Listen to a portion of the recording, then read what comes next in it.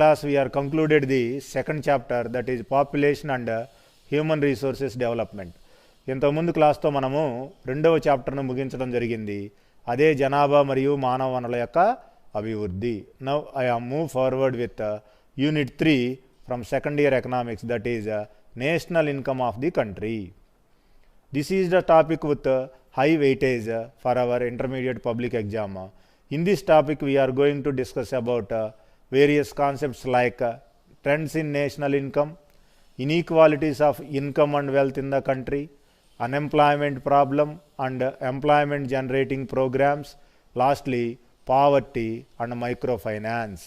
ఈ మూడవ విభాగంలో ఉన్నటువంటి అధ్యాయంలో జాతీయ ఆదాయంగా చెప్తున్నాము.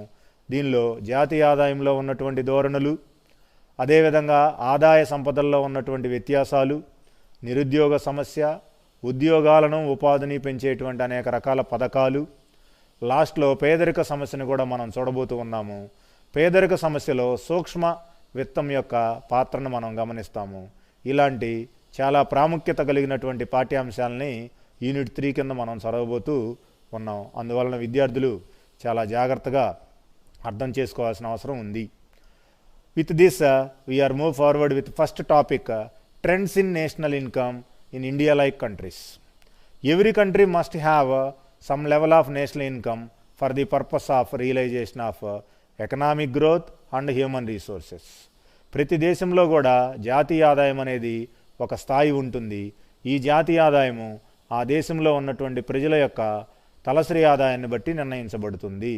Along with the calculation of per capita income of people who are living in the country, we are ready to estimate national income levels for the purpose of estimating economic growth or development.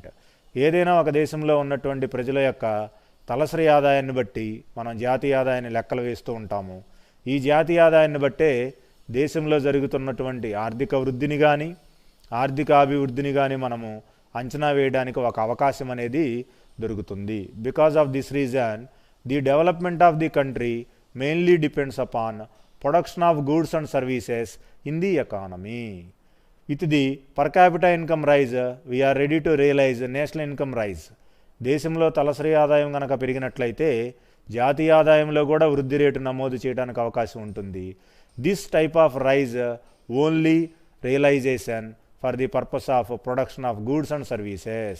Without the production of goods and services, we can't estimate per capita income as well as national income in the countries where they are in a developing stage or in a developed stage. ఏదైనా ఒక దేశం అభివృద్ధి పదంలో ఉన్నా అభివృద్ధి పదంలోకి రాబోతున్నా ఆ దేశంలో వస్తు సేవల ఉత్పత్తిని బట్టే ఆర్థిక వృద్ధిని కానీ ఆర్థిక అభివృద్ధిని కానీ మనం అంచనా వేయడానికి అవకాశం ఉంటుంది.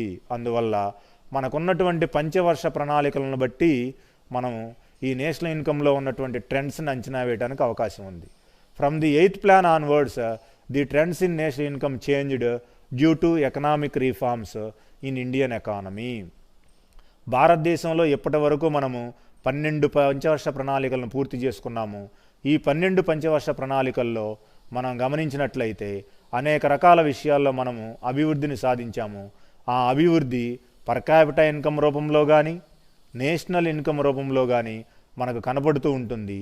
దాన్ని ఇక్కడ 2 రకాలైనటువంటి సంస్థలు గణాంక సమాచారంతో మనకు అందుబాటులోకి తీసుకురావడం జరిగింది.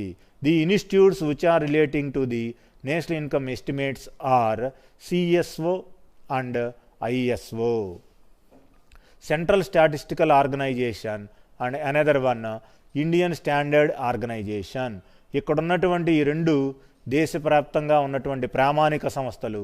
ఈ 2 ప్రామాణిక సంస్థలు ఇచ్చినటువంటి గణాంక సమాచారాన్ని బట్టి లేదా సంఖ్యాత్మకమైనటువంటి శాతాలను బట్టి జాతీయ ఆదాయాన్ని అదేవిధంగా తలసరి ఆదాయాన్ని మనం అంచనా వేయబోతున్నాము. అందువల్ల ఇక్కడ ఈ సంస్థలు ఇచ్చినటువంటి గణాంక సమాచారాన్ని బట్టే మనము అధ్యయనాన్ని ముందుకు తీసుకెళ్లవలసిన అవసరం ఉంటుంది. In this topic we are having some data with our help of better understanding. ఈ యొక్క ప్రత్యేకమైనటువంటి పాఠ్యాంశంలో సంఖ్యాత్మకమైనటువంటి సమాచారం ఉంటుంది. దానిని విద్యార్థులు కూడా కొద్దిగా ప్రత్యేకంగా శ్రద్ధతోటి గమనించాలని చెప్పి చెప్తున్నాను. దాన్ని జాగ్రత్తగా చూడవలసిన అవసరం ఎంతైనా ఉంది. During first and second plans, annual average growth rate of national income was 4.2% at 2004 and 2000 prices.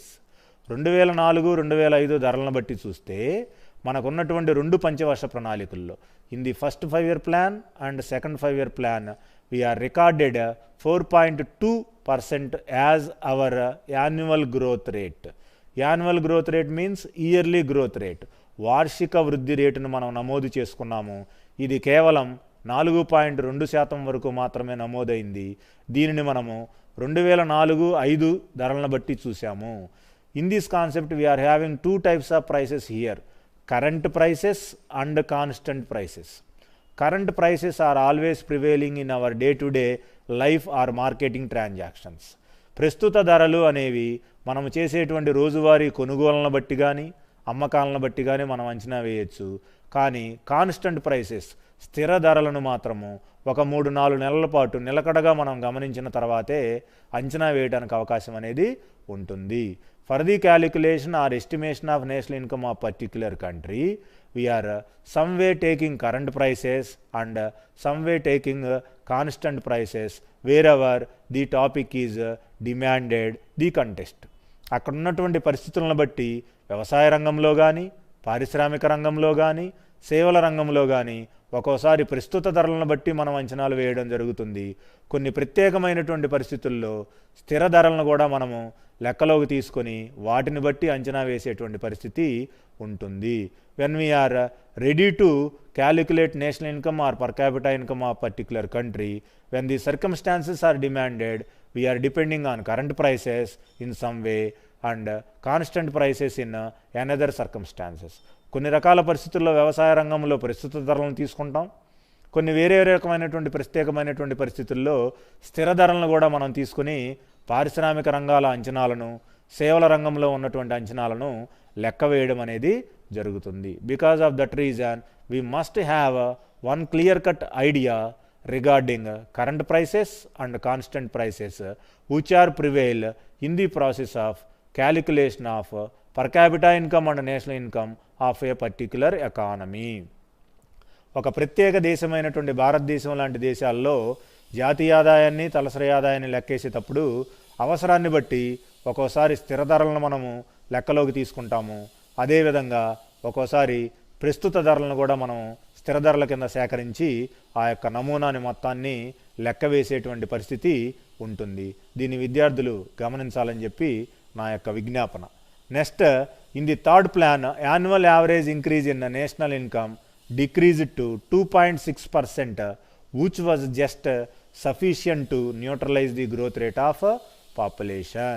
In this second point, we are observing 2.6 as our annual growth rate in the matter like per capita income and national income. It was neutralized the population growth rate in the country. What is the meaning of the word neutralization here? We are ready to neutralize one topic to the another. Here we are comparing our growth rate with population growth rate in the third plan duration. మూడవ పంచవర్ష ప్రణాళికా కాలంలో 61 నుంచి 66 వరకు ఉన్నటువంటి యొక్క మూడవ పంచవర్ష ప్రణాళికా కాలంలో మనకు వచ్చినటువంటి వృద్ధి రేటుని జనాభా రేటుతో పోల్చి చూసుకోవటం అనేది జరిగింది. అటు చెప్పలేక ఇటు చెప్పలేక మనం ఉండాల్సినటువంటి పరిస్థితి వచ్చింది. Here we are encouraged the equal growth rate, the matters like economic growth and population growth rate in one another. ఒకే రకంగా కొన్ని శాతాలు సూక్ష్మంగా గమనించినట్లయితే అది జనాభా వృద్ధి రేటు కానీ, ఆర్థిక వృద్ధి రేటు కానీ చాలా దగ్గరగా సమానంగా వచ్చినాయి. కాబట్టి ఈ రెండిటి మధ్య మనం పోలిక చేయటం అనేది జరిగింది. Here we are neutralising the concepts are growth rates which are accord in population as our matter and national income as our matter. Because of this reason, in the third plan, we are recorded sufficient or equal growth rate for the purpose of economic growth rate in 3 sectors of the economy.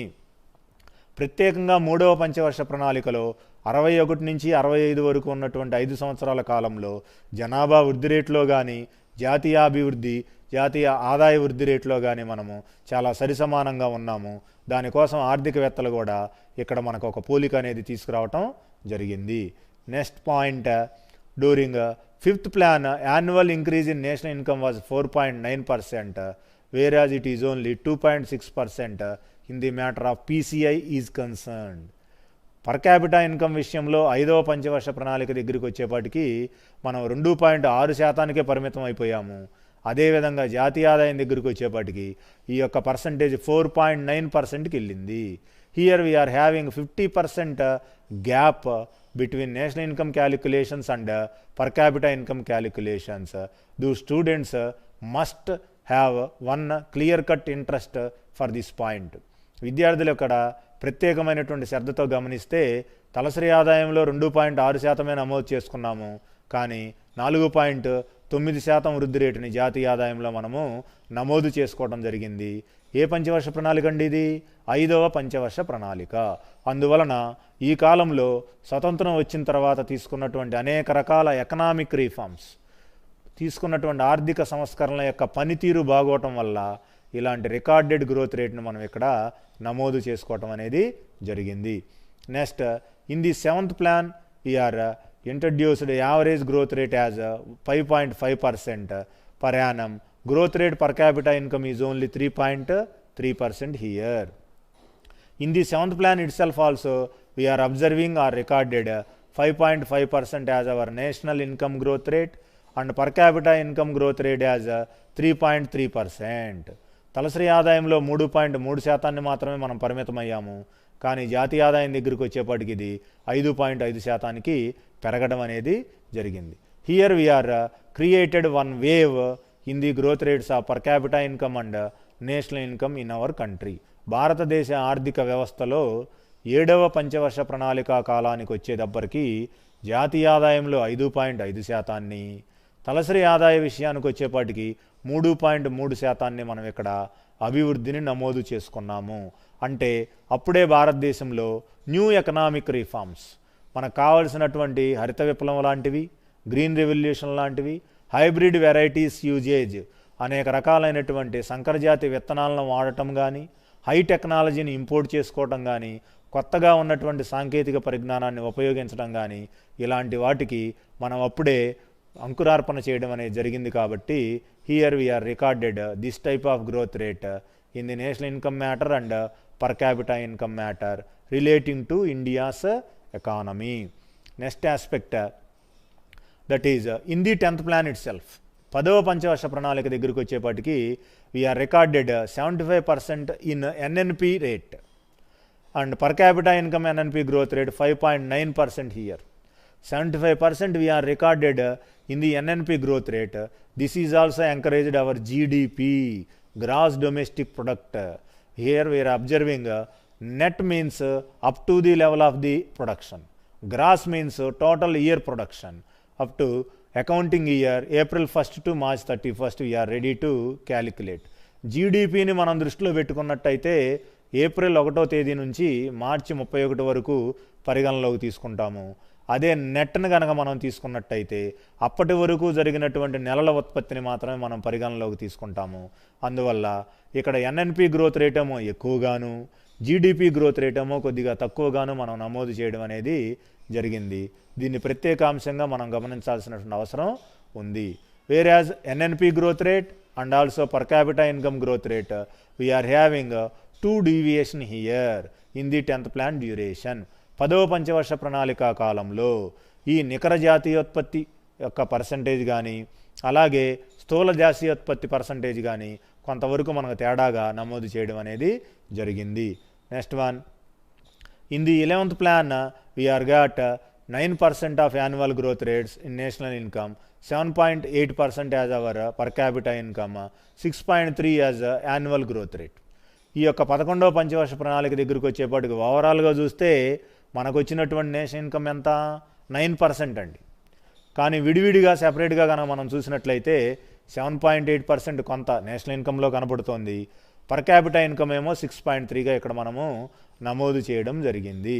Concluded growth rate is only 9% in the 11th plan duration 2007 to 2011 we are recorded this type of growth rate in the 11th plan here itself we are observing. Okay, with this reason we are observed so many plans here which are already completed in our Indian economy. From the 1951 onwards we are introduced planned economy for our country's development. 1951 దగ్గర నుంచి మనము పంచవర్ష ప్రణాళికల సహాయంతో అభివృద్ధిని అధ్యయనం చేయడానికి సిద్ధపడ్డాము. ఈ 11-12 పంచవర్ష ప్రణాళికల యొక్క పూర్తి చేయడంతో మనం తెలుసుకున్నటువంటి వృద్ధి రేటు 9%కు చేరుకుంది. ఈ 9% వృద్ధి రేటు మనం రికార్డ్ చేయడానికి అనేక రకాలైనటువంటి కొత్త పందాలను తొక్కడం జరిగింది. అదేవిధంగా కొత్త విధానాల్లో కూడా మనం ప్రవేశం అనేది చేయటం జరిగింది.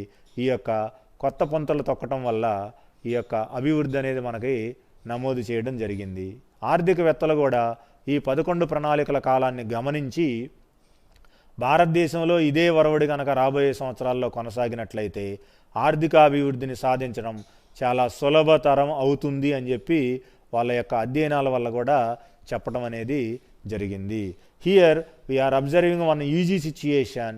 The attainment of economic growth or development in Indian economy is very faster with the examples which were explained in the trends in national income in the country like India.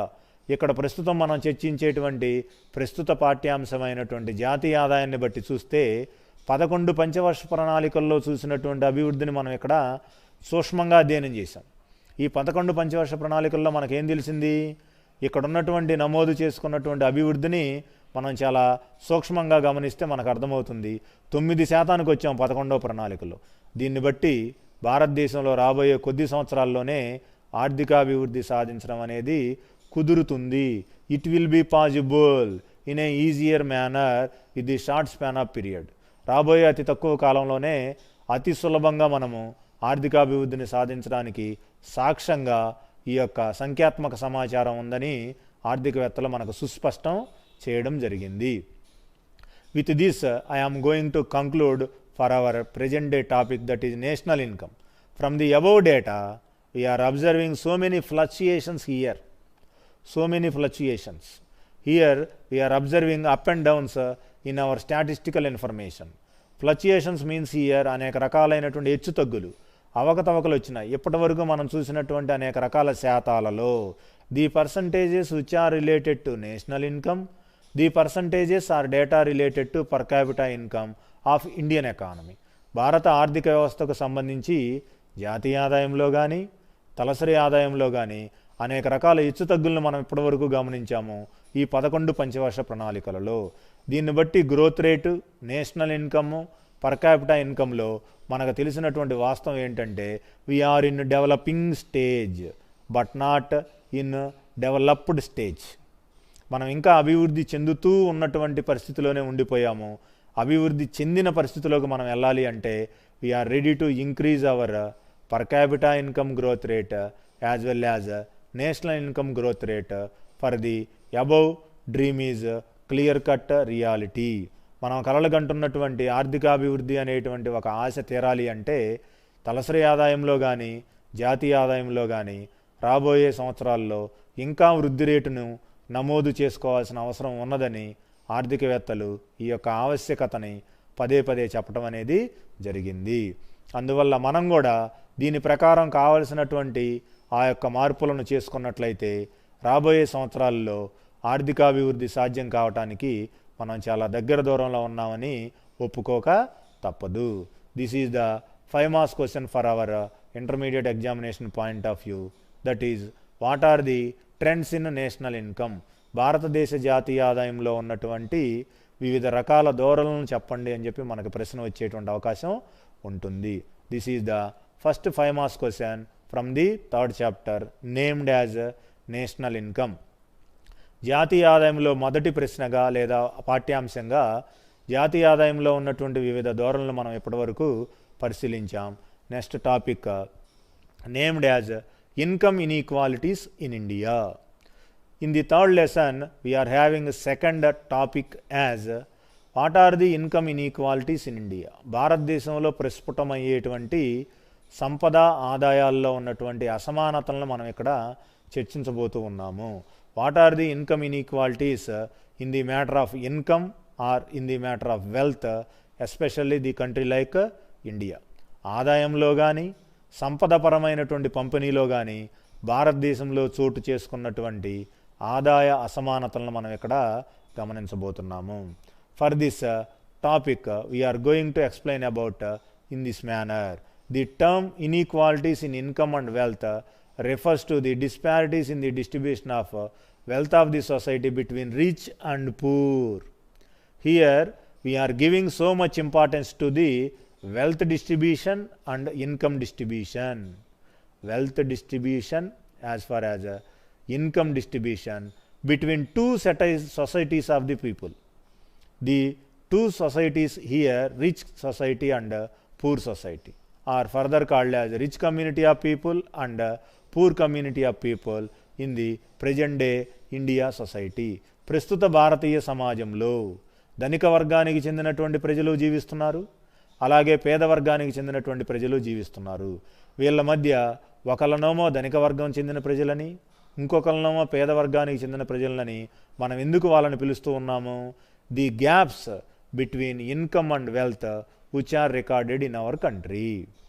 వాళ్ళ యొక్క సంపదలో కానీ ఆదాయాలలో కానీ అనేక రకాల వ్యత్యాసాలు తేడాలు చోటు చేసుకున్నాయి కాబట్టి వాటిని మనం ఇక్కడ the gaps between rich people and poor people అని ప్రత్యేకంగా చెప్పాల్సిన అవసరం ఏర్పడింది.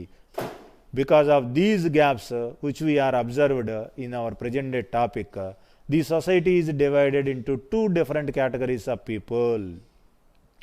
ప్రత్యేకంగా ఈ ఆదాయ అసమానతల వల్లే భారతీయ సమాజం రెండు ప్రత్యేకమైనటువంటి వర్గాలుగా విడిపోయింది, rich society and poor society.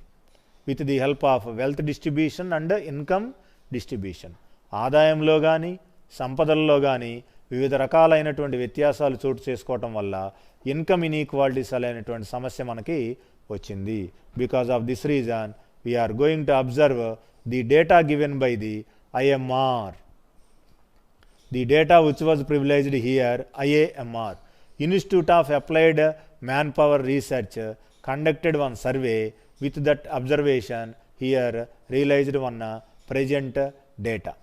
Top 5% of the people possessing or having 38% of total assets, and the bottom 60% of the people having 13% of assets only. Here we are clear-cut observing 5% of people having 38% of properties or assets, while bottom 60% of people are having just 13% of their assets. The percentage of people who are having wealth and the percentage of people who are having less properties, here we are observing with the help of data provided by the IAMR, Institute of Applied Manpower Research. The availability of this data, we are having one clear-cut idea regarding the severity of our present topic, that is income inequalities in India. భారతీయ సమాజంలో చోటు చేసుకున్నటువంటి ఆదాయ అసమానతల్ని మనం ఇక్కడ ప్రత్యేకంగా అర్థం చేసుకోవచ్చు. ఈ సమాచారాన్ని బట్టి అంటే పైనున్నటువంటి 5% కుటుంబాలకేమో 38% ఆస్తులు ఉన్నాయి, కింది స్థాయిలో ఉన్నటువంటి 68% ఉన్నటువంటి ఆ యొక్క కుటుంబాలకు మాత్రము 13% మాత్రమే ఆస్తులు కలిగి ఉన్నారు. దీన్ని బట్టి కూడా భారతదేశంలో ఆదాయ అసమానతలు, సంపదలలో హెచ్చుతగ్గులు ఎంత సీరియస్ ప్రాబ్లంగా ఉందనేది మనం ఇక్కడ ప్రత్యేకంగా అర్థం చేసుకోవడానికి ఈ గణాంక సమాచారం చాలా వరకు మనకు సహాయపడుతుంది. ఈ సమాచారాన్ని IAMR వాళ్ళు ఒక సర్వే కండక్ట్ చేయడం ద్వారా తెలుసుకోవడం అనేది జరిగింది. Next, the causes of income inequalities in India. What are the causes for the purpose of prevailing inequalities in Indian society? భారతీయ సమాజంలో చోటు చేసుకున్నటువంటి ఆదాయ సంపదల్లో ఉన్న అసమానతలకి అసలు కారణాలుగా ఏం చెప్తాం? What are the causes for the inequalities in Indian economy? భారతీయ సమాజంలో ఆదాయంలో కానీ సంపద పంపిణీలో కానీ అనేక రకాల భేదాలు వ్యత్యాసాలు చోటు చేసుకోవడానికి అనేక కారణాలు ఉన్నట్టుగా మనకు ఆర్థికవేత్తలు చెప్పడం అనేది జరిగింది. First cause inequalities in land ownership or distribution. భూమిని పంచుకోవడంలో, భూమిని యాజమాన్యం చేయడంలో ఉన్నటువంటి అసమానతలు, హెచ్చుతగ్గులను బట్టి కూడా we are facing this serious problem, that is income inequalities in the rich people and poor people. భారతీయ సమాజంలో ఉన్నటువంటి పేద ధనిక ప్రజల మధ్య అసమానతలు అసలు ముందుకు రావడానికి భూ యాజమాన్యంలో ఉన్నటువంటి తేడాలే కారణమని మన యొక్క ఆర్థికవేత్తలు భావిస్తూ ఉన్నారు. In the pre independent period we are observing various land owner systems in Indian economy. స్వతంత్రం రాకముందు భారతీయ సమాజంలో భూమి యాజమాన్య హక్కుల విషయానికి వచ్చేపాటికి అనేక రకాల వ్యవస్థలను మనం అమలు చేసుకుంటూ ఉన్నాము. First one is called as zamindari system with the help of zamindars. Second one is called as jagirdari system with the help of jagirdars are the owners of the land. Lastly third one is mahalwari system with this mahalwars as the land owners in rural areas. భారతీయ గ్రామీణ వాతావరణంలో 3 రకాల భూస్వామ్య పద్ధతులు ఉండేవి. అంటే భూమి మీద మొత్తం యాజమాన్యపు హక్కులు ఆ యొక్క పెద్ద రైతులకు మాత్రమే ఉండేది. ఆ విధంగా జమీందారీ పద్ధతి, జాగీర్దారీ పద్ధతి, మహల్వారీ పద్ధతి అని అనేక రకాల పద్ధతులను మనము భూమి యొక్క యాజమాన్యపు హక్కుల్లో గమనించడం అనేది జరిగింది. చరిత్రలో ఇలాంటి భూస్వామ్య విధానాలు భారతీయ సమాజంలో బాగా ఎక్కువగా ఉండటం వల్ల కూడా ఈ యొక్క పరిస్థితి మనకు నెలకొని ఉంది. ఆ రోజుల్లో రిచ్ పీపుల్ చేతుల్లోనే ల్యాండ్ మొత్తం కూడా ఉండేది. మిగిలిన వాళ్ళందరినీ మనము టెనెంట్స్గా పిలిచేవాళ్ళము, కౌలుదారులుగా పిలిచేవాళ్ళము. Owners are few in number whereas tenants are very large in number. Due to this reason the land ownership is only permitted to few people who are living in that particular society or village. ఆ ప్రత్యేకమైనటువంటి గ్రామంలో కానీ, మనం తీసుకున్నటువంటి ప్రత్యేకమైన సమాజంలో కానీ భూమి మీద యాజమాన్యం హక్కులు కలిగినటువంటి పెద్ద రైతులు అతి తక్కువ మంది ఉండేవాళ్ళు. మిగిలిన గ్రామస్తులందరూ కూడా కౌలుదారులుగా ఉండిపోయేవాళ్ళు. కౌలుదారుల యొక్క సంఖ్యేమో చాలా ఎక్కువ స్థాయిలో ఉండేది. ఈ యొక్క భూమి యాజమానుల యొక్క సంఖ్యేమో చాలా తక్కువ స్థాయిలో ఉండేది. Few members are ready to control large families or large number of tenants. అతి తక్కువ మంది భూమి యాజమానులు ఆ యొక్క అతి ఎక్కువ సంఖ్యలో ఉన్నటువంటి కౌలుదారులను నియంత్రణ చేస్తూ పోయేవాళ్ళు. But work hardening nature is belonging towards tenants. The easy living nature is belonging towards few zamindars, jagirdars and mahalwars. తక్కువ మందేమో బాగా యజమానులుగా ఉండేవాళ్ళు, వాళ్ళు సుఖమయమైనటువంటి జీవితాన్ని గడిపేవాళ్ళు. ఎక్కువ మంది కౌలుదారులేమో కష్టించి చెమటొడ్చి ఆ వ్యవసాయ భూముల్లో పనిచేసి బస్తాల యొక్క దిగుబడిని తీసుకొచ్చేవాళ్ళు. వాళ్ళ దోపిడీని ఇక్కడ వాళ్ళు శ్రమను దోచుకోవడం అనేది జరిగింది. Always benefited group is zamindars or real owners of the land here. ఈ విధంగా ఎప్పుడూ కష్టపడుతూ ఉన్నటువంటి కౌలుదారులేమో నష్టపోయేవాళ్ళు.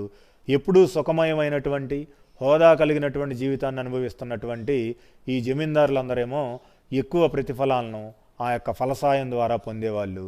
ఆ విధంగా ఇన్ఈక్వాలిటీస్ అనేవి బాగా పెరిగిపోయినాయి. Second cause concentration of assets in private corporate sector. Property or assets are concentrated only private corporate sector in the Indian society. The present day topic is assets oriented or property oriented here. ప్రస్తుతం మనం చెబుతున్నటువంటి పాఠ్యాంశం ఆస్తులకు, సంపదలకు సంబంధించినటువంటి విషయం కాబట్టి ఎక్కువ ఆస్తులు కానీ అదేవిధంగా సంపదలు కానీ ప్రైవేట్ రంగంలో ఉన్నటువంటి పెద్ద పెద్ద బిజినెస్ చేసేటువంటి ఇండస్ట్రియలిస్ట్ చేతుల్లో ఉండిపోయేది. There is an extreme concentration of economic wealth in the hands of large industrialist like Reliance, Tata motors, Airtel etcetera. This type of gigantic corporations are having a high concentration of private property in their few hands but not in real working class. సమాజంలో, దేశంలో అనేక రంగాల్లో కష్టపడుతున్నటువంటి శ్రామికులు ఎప్పుడూ శ్రామికులుగాను వర్కర్స్గాను మిగిలిపోతున్నారు. తల్లిదండ్రుల యొక్క సహజ generation నుంచి వచ్చినటువంటి బిగ్ ప్రాపర్టీస్ కలిగినటువంటి పెద్ద పెద్ద పారిశ్రామికవేత్తలు మాత్రము ఇంకా ధనవంతులమైనటువంటి సమాజంలోకి వెళ్ళిపోతున్నారు.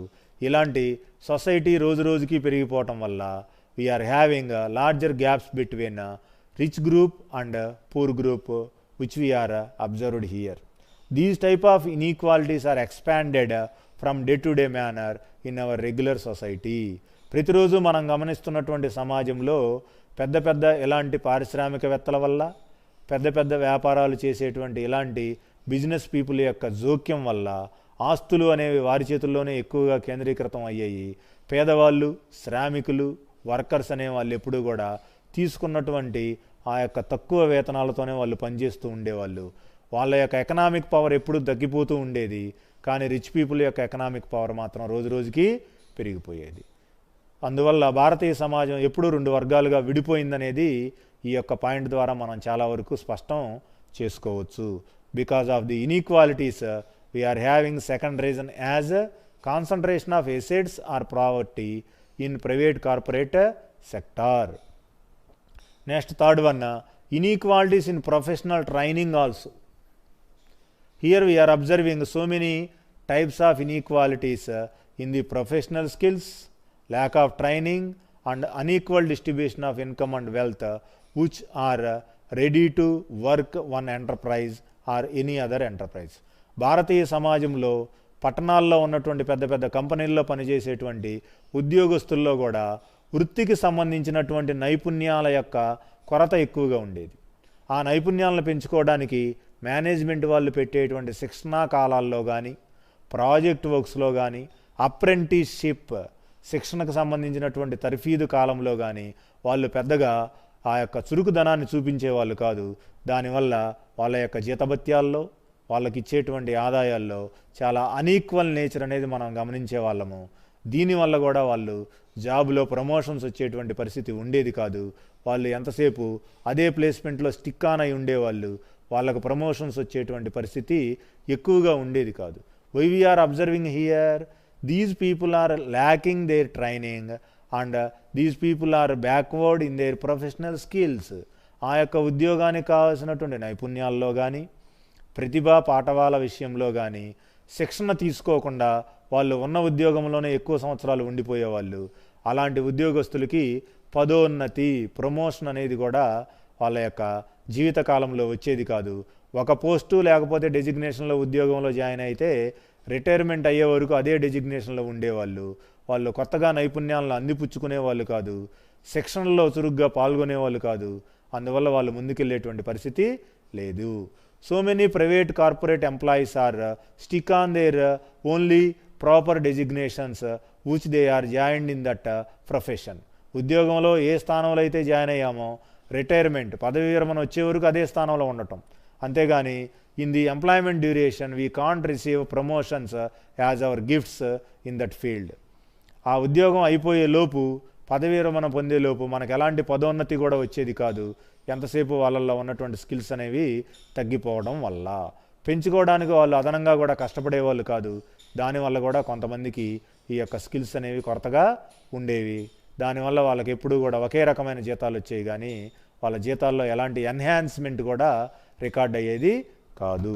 Because of this reason, for the inequalities of income problem, here we are having one type of cause as inequalities in professional training. వృత్తిలో ఉన్నటువంటి శిక్షణలో కూడా మనకు అనేక రకాలైనటువంటి ఇబ్బందులు చోటు చేసుకోవటం వల్ల ఆదాయ సంపదల్లో మనకు అనేక రకాల అసమానతలు దేశంలో ఏర్పడ్డాయి. Fourth point, inflation and the price rise. Along with the above 3 points, we are facing another problem like inflationary situation. What is the meaning of the word here? Inflation, the price rise in the country. మనకు కావాల్సినటువంటి నిత్యావసరాల యొక్క ధరలు ఎప్పుడూ పెరుగుతూ ఉంటే దాన్ని మనం ద్రవ్యోల్బణంగా చెప్తూ ఉంటాము. Inflation decreases real national income of the poor, the traders, the farmers, the industrialist may affect more due to inflation. ఎవరైతే వ్యాపారస్తులు ఉన్నారో, ఎవరైతే రైతులు ఉన్నారో, ఎవరైతే పారిశ్రామికంగా ఉత్పత్తిదారుల యొక్క స్థానంలో ఉన్నారో వీళ్ళందరూ కూడా విపరీతంగా ధరలు పెరగడం వల్ల ఎక్కువగా నష్టపోయేవాళ్ళు. అలాంటప్పుడు వాళ్ళ యొక్క రియల్ నేషనల్ ఇన్కమ్ చాలా వరకు పతన దశకు వచ్చేది. వాస్తవ జాతీయ ఆదాయం తగ్గిపోతే వాళ్ళకు వచ్చేటువంటి ప్రాఫిట్స్ లెవెల్ కూడా పడిపోతుంది. ఎప్పుడైతే ఒక సంవత్సరంలో ధరలు అలాగే లాభాలు తగ్గిపోయినాయో ఆటోమేటిక్గా నెక్స్ట్ ఇయర్ వాళ్ళు పెట్టబోయేటువంటి పెట్టుబడి మీద ఇలాంటి ప్రభావం బాగా పడుతుంది. They are ready to decrease their investments in the coming years itself. రాబోయే సంవత్సరాల్లో వాళ్ళు పెట్టేటువంటి ఆ యొక్క పెట్టుబడిని ఏం చేస్తారండి, బాగా తగ్గించేస్తారు. ఎప్పుడైతే పెట్టుబడులు తగ్గిపోయినాయో ఆటోమేటిక్గా మన కంపెనీల్లో ఉన్నటువంటి ఉద్యోగావకాశాలు కానీ ప్రొడక్షన్ లెవెల్స్ కూడా తగ్గిపోయేటువంటి పరిస్థితి ఉంటుంది. Here we are observing one factor may affecting another factor. This type of change system will goes on for 10 years or 20 years also. ఇక్కడ మనం గమనించినటువంటి గొలుసు కట్టు సమస్యలు 10 లేదా 20 సంవత్సరాలు అలా కొనసాగుతూనే ఉంటాయి. దానివల్ల కూడా ఈ యొక్క ద్రవ్యోల్బణంలో నుంచి బయటికి రాలేక ఆదాయ సంపదల పంపిణీల్లో అనేక రకాల అసమతౌల్యాలు, అసమానతలను మనం ఎదుర్కోవాల్సినటువంటి పరిస్థితి ఉంది. Next concept, 5th point, inequality in credit facilities. As far as credit facilities or credit creation to the rural and urban industrialists, as far as here also we are observing inequalities. The banks and other financial institutions generally sanction credit facilities to big entrepreneurs but not small entrepreneurs. ఏవైనా బ్యాంకులు కానీ, ఏవైనా విత్త సంస్థలు కానీ, అదేవిధంగా ఏవైనా ఆర్థిక సంస్థలు కానీ రుణ సదుపాయాలు, లోన్ ఇచ్చేటువంటి సదుపాయాలని పెద్ద పెద్ద పేరుగాంచినటువంటి కంపెనీ యజమానులకు కానీ, పెద్ద వ్యాపారులకు కానీ, బాగా పేరు మోసిన రైతులకు కానీ ఆ యొక్క రుణాలు ఇచ్చేవడానికి ముందుగా వచ్చేవి కానీ, అప్పుడప్పుడే కొత్తగా వ్యాపారం పెట్టబోయే వాళ్ళకు కానీ, కొత్తగా నైపుణ్యాలు కలిగినటువంటి కొద్ది గొప్ప చదువుకున్నటువంటి ఆ యొక్క యువ పారిశ్రామికవేత్తలకు కానీ ఈ రుణాలు ఇవ్వడానికి వాళ్ళు ముందుకి వచ్చేవాళ్ళు కాదు. They are lacking of these type of credit facilities which are prevailed in our society. భారతీయ పారిశ్రామిక సమాజంలో కానీ, వ్యవసాయక సమాజంలో కానీ ఈ రుణ సదుపాయాలు సరిగా అందరికీ సమానంగా అందుబాటులో లేకపోవటం వల్ల కూడా చాలామంది యువ పారిశ్రామికవేత్తలు, బాగా చదువుకున్నటువంటి కొత్త పందాలో వ్యవసాయం చేసేటువంటి ఆ యొక్క రైతులు కానీ అభివృద్ధిలోకి రాలేనటువంటి పరిస్థితి నెలకొని ఉంది. Because of this reason also we are facing the serious problem like the income inequalities in our country. ప్రత్యేకంగా ఈ యొక్క రుణ సదుపాయాల్లో ఉన్నటువంటి అవకతవకల వల్ల, అసమానతల వల్ల కూడా మనము ఆదాయ సంపదల్లో అనేక రకాల అసమానతలను గమనిస్తూ ఉన్నాము. All types of credit and money supports are encouraged and facilitated to the big entrepreneurs by the banks which are run by the government authorities. ప్రభుత్వం చేత నడపబడేటువంటి ఆ యొక్క పెద్ద పెద్ద బ్యాంకులు కానీ ఎవరైనా సరే రుణాలు ఇవ్వడానికి పెద్ద వ్యాపారస్తులకు మాత్రమే పోటీ పడుతున్నాయి కానీ చిన్న వ్యాపారస్తులకు, అప్పుడే కొత్తగా వ్యాపార రంగంలోకి ప్రవేశించేటువంటి యువతకు ఇలాంటి రుణ సదుపాయాలు, లోన్ సదుపాయాలు అందుబాటులోకి తీసుకురావడానికి వాళ్ళు సుముఖత వ్యక్తం చేయడం లేదు. ఈ ప్రత్యేక కారణం వల్ల కూడా భారతీయ సమాజంలో ఆదాయ సంపదల్లో మనం ఏం చూస్తున్నామండి, ఇక్కడ అసమానతలను చూస్తున్నాము. ది ఒక ఇంపార్టెంట్ పాయింట్ కింద విద్యార్థులు గమనించాలి. Next 6th one, urban bias in private investment. Private వాళ్ళు పెట్టేటువంటి పెట్టుబడుల్లో మనం ఎక్కువగా ఎటువైపు మొగ్గు చూపుతున్నాం? We are giving high priority to the urban areas, towns or city atmosphere areas. పట్టణాలు, నగరాలకు మాత్రమే మనము ఎక్కువగా పెట్టుబడులు పెడతానికి ముందుకెళ్తున్నాము, పోటీ పడుతున్నాం. కానీ we are doesn't seen in the far way of rural areas. గ్రామాల వైపుకి మనం కన్నెత్తి కూడా చూడడం లేదు. కొత్త వ్యాపారాలు పెట్టేటప్పుడు కానీ, పరిశ్రమలు నెలకొల్పేటువంటి విషయంలో కానీ, కొంత రకాలైనటువంటి పెట్టుబడి శాతాలను మనం గ్రామాల వైపు కూడా మళ్లించడానికి సుముఖంగా లేవు అంటానికి ఈ యొక్క 6వ కారణాన్ని మనం ప్రత్యేకంగా నోట్ చేయడానికి అవకాశం అనేది ఉంది. In India 70% of population lives in rural areas, but 70% of private investment are made in urban areas. What a point here it is. 70% people are living in rural areas, but we are ready to invest 70% of our investments towards urban areas.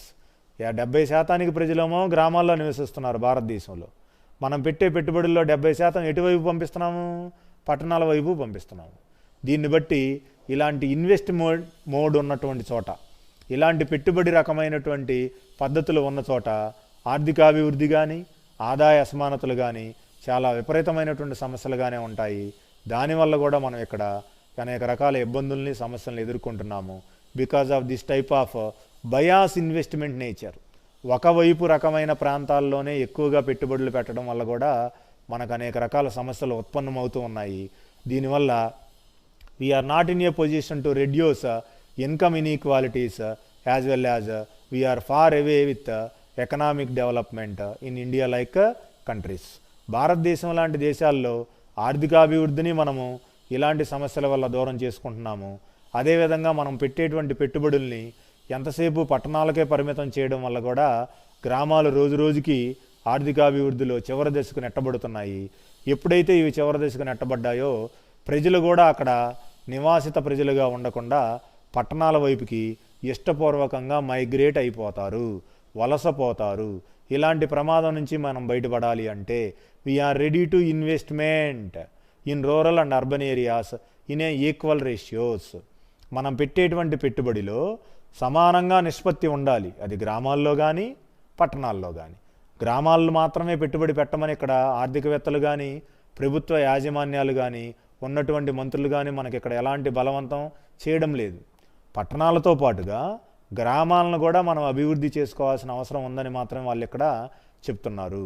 ఈ యొక్క ఉద్దేశాన్ని మనం గమనించి we are ready to invest more in rural areas along with urban areas for the purpose of realization of our long term goal, that is economic development of India. ఎప్పటి నుంచో మనం కలగంటున్నటువంటి భారతదేశ ఆర్థికాభివృద్ధిని మనం ఆచరణలో సుసాధ్యం చేసుకోవాలి అంటే గ్రామాలలో కూడా మనం పెట్టుబడులు పెంచుకోవాలి, ఈ పట్టణాలను కూడా మనం పెంచుతూ పోవాలి. ఈ 6th పాయింట్ వల్ల కూడా మనం సమాచారాన్ని ఎక్కువగా సేకరించడానికి అవకాశం ఉంది. What is the point here? Urban bias in private investment. Next and last cause for the inequalities topic, the role of the government here.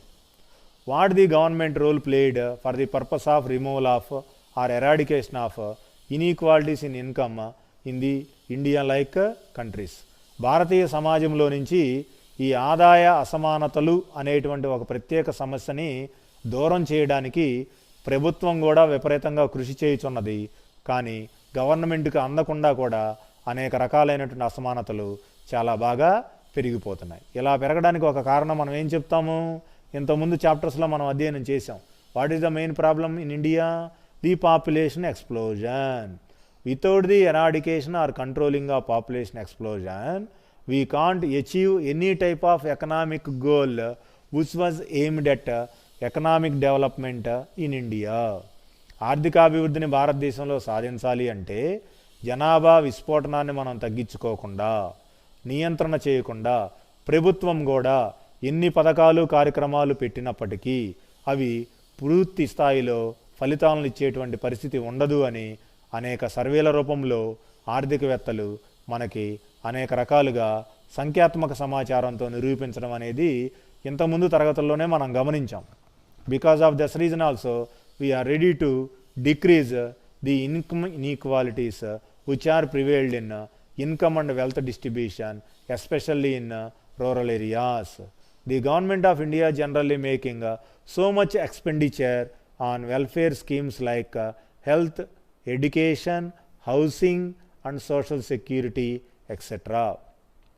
Any type of government, whether it is opposition or it is a position government, present day ఉన్నటువంటి ప్రభుత్వం ఏదైనా సరే కావచ్చు, రాజకీయాల్లో వాళ్ళకి ఎన్ని సీట్లు majority వచ్చినప్పటికీ ప్రజా సంక్షేమం కోసం చాలా కోట్ల రూపాయలు ఖర్చు పెడుతూ ఉంటుంది.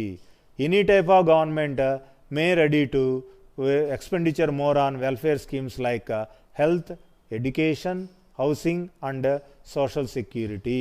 ఏ ప్రభుత్వం అయినా ఆరోగ్యపరమైన విషయాల్లో కానీ, విద్యాపరమైన విషయాల్లో కానీ, అలాగే గృహ నిర్మాణాలకు సంబంధించినటువంటి విషయాల్లో కానీ, సామాజిక భద్రతాపరమైన అంశాల్లో కానీ విపరీతంగా ఖర్చు చేస్తూ ఉంటుంది. ఈ ఖర్చు సామాన్య ప్రజానీకానికి రక్షణ కల్పించడానికే ఉంటుంది. వీళ్ళందరూ కూడా సెక్యూరిటీ పొందాలి అంటే ప్రభుత్వం యొక్క పథకాల్లో వాళ్ళు కూడా సభ్యులుగా చేరవలసిన అవసరం ఉంది. Because of this reason also we are ready to use these type of programmes which are entertained by the government authorities in the matters like health, education, housing, social security for the welfare motive of all the citizens who are living in one country, just like India as our country in the process of economic development. Because of the role as far as concerned here in the health matter, education matter, housing matter, social security matter, the government of India takes expenditure of crores of rupees for the welfare of the common man who is living in the rural areas of the economy. భారతీయ గ్రామీణ వాతావరణంలో మనం గమనించినట్లయితే చాలామంది ప్రజలు ఇప్పటికీ కూడా below poverty లైన్లో ఉన్నారు. పేదరికపు రేఖకు దిగువన నివసిస్తున్నారు. వాళ్ళకు కావాల్సినటువంటి హౌసింగ్ ఫెసిలిటీస్ కానీ మినిమం ఎడ్యుకేషన్ లెవెల్ కానీ మనం ప్రొవైడ్ చేయాలి అంటే ఇక్కడ గవర్నమెంట్ ఇచ్చేటువంటి ఉచిత లేకపోతే ఉన్నటువంటి సదుపాయాలు పథకాలని పూర్తి స్థాయిలో వినియోగించుకోవాలి. వాటిని సద్వినియోగం చేసుకుని మన యొక్క వేతనాలు లేకపోతే ఆదాయాలను పెంచుకునేటువంటి పరిస్థితిని ప్రతి ఒక్క పౌరుడు కూడా బాధ్యతాయుతంగా అర్థం చేసుకోవాలి. దీన్ని మనం చూసుకున్నట్టయితే రాబోయే కాలంలో ఆర్థికాభివృద్ధిని సులభతరం చేసుకునేటువంటి అవకాశాలు ఉన్నాయని మనం చూసినటువంటి 4 సర్వేల ప్రకారంగా ఇవాల్టి టాపిక్లో మనము అర్థం చేసుకోవచ్చు. ఆ విధంగా పౌరులు చర్యలు తీసుకోవాల్సిన అవసరం ఉంది. In our presented topic income inequalities, we are observed the data provided by the NSSO, CSO and the institute called IAMR especially. Institute of Applied Manpower Research facilitated a clear-cut data regarding our presented topic, that is income inequalities which are prevailed in our Indian society. ప్రస్తుతం NSSO కానీ CSO కానీ ఐఏఎంఆర్ లాంటి ఒక ప్రత్యేకమైనటువంటి సంస్థ ఇచ్చినటువంటి గణాంక లేదా సంఖ్యాత్మక సమాచారాన్ని బట్టి భారతీయ సమాజంలో ఆదాయ సంపదల పంపిణీలో ఉన్నటువంటి అసమానతలు ఎలాంటి విపరీతమైన స్థాయికి వెళ్ళాయో దీన్ని బట్టి మనం అర్థం చేసుకోవడానికి అవకాశం ఉందని విద్యార్థులు గమనించాలి. ఈ డేటాని మొత్తాన్ని కూడా మనము రాయడానికి సిద్ధంగా ఉండాలి.